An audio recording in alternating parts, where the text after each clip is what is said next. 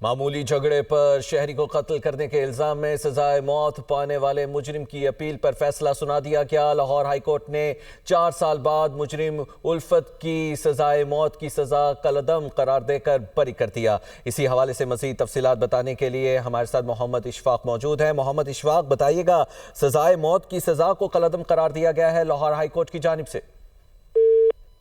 محمد اشفاق سے بھی جانیں گے، معمولی جھگڑے پر شہری کو قتل کرنے کے الزام میں سزائے موت پانے والے مجرم کی اپیل پر فیصلہ سنا دیا گیا۔ لاہور ہائی کورٹ نے 4 سال بعد مجرم الفت کی سزائے موت کی سزا کالعدم قرار دے کر بری کر دیا۔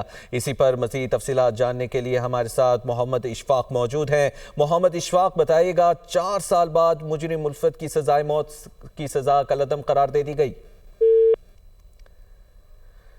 اشفاق سے بھی جانیں گے، اپنے ناظرین کو اہم خبر سے آگاہ کریں گے۔ معمولی جھگڑے پر شہری کو قتل کرنے کے الزام میں سزائے موت پانے والے مجرم کی اپیل پر فیصلہ سنا دیا گیا ہے۔